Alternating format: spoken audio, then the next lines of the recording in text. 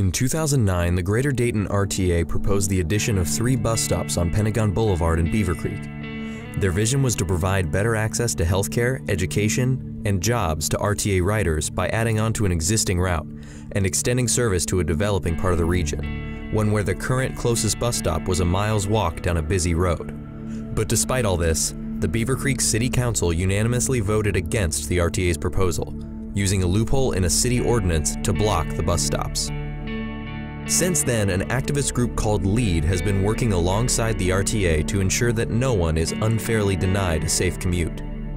After protests, petitions, marches, and a federal decision wherein Beavercreek was found in violation of the Civil Rights Act, LEAD and RTA were victorious, and 4 years later, the first bus carrying RTA passengers stopped on Pentagon Boulevard. You know, it's a great day for our region.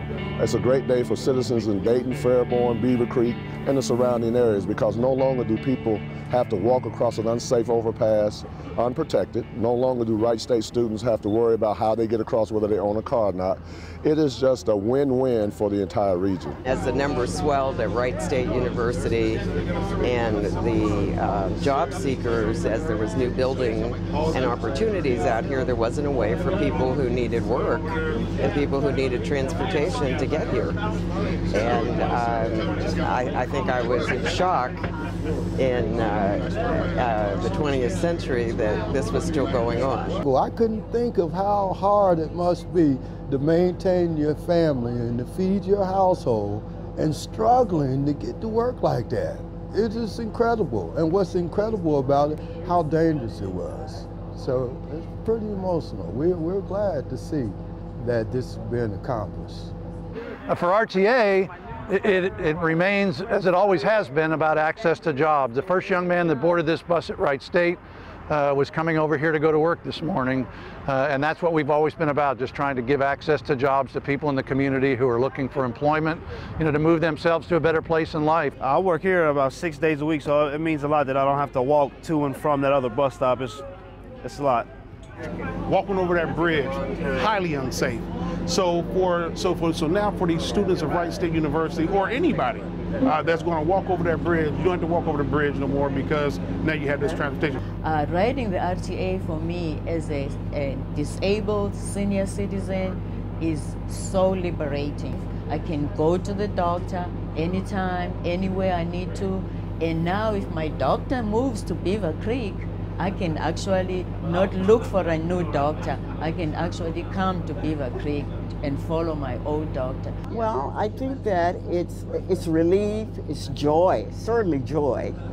And it brings hope, because it brings hope that other things, if people coalesce, work together, other things can change as well. RTA's victory has implications far beyond the Dayton region.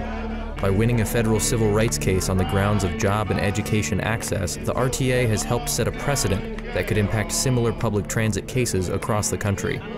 We see this as a victory. We see this as setting a national precedent, because there is no other place in the country where a district or city has been taken to court, where we filed a federal lawsuit and the federal government said they had violated the civil rights of people by denying them access to jobs, to education, and other areas of the country are going to follow what LEAD has done here in Dayton.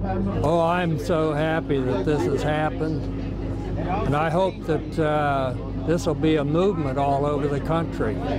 We need to open up our suburbs and our malls to the central cities, because that's where the jobs have moved. Well, I like to think that the legal precedent was back in 1964. It's called the Civil Rights Act. At the same time, yes, I mean, I think you're going to see that the decision by Federal Highway in this case, it will be the model going forward when there are issues about accessibility for public transportation in communities, and of course LEAD, you know, they're truly champions in this. You know, it's great when a party that understands the process and the need and the fact that we needed people who actually felt the impact of the decision not to let us on Pentagon Boulevard be the folks out in front on the issue, because that's what brought us to the resolution we have today. For all the public transit and community leaders involved, the mile-long trip to Pentagon Boulevard was the end of a several years-long effort, but one that has left everyone reaffirmed in the true mission of the RTA. We're just overjoyed of the overwhelming support from professors and students at Wright State and churches and just regular community members, children standing out, holding signs and banners, asking people to do the right thing. I can honestly say that probably never been this emotional driving a bus in the last 38 years. For all of the folks who've been through and for all the folks that lead, you know, who took the time and who stuck with the issue for over 4 years now, there was some sense of relief.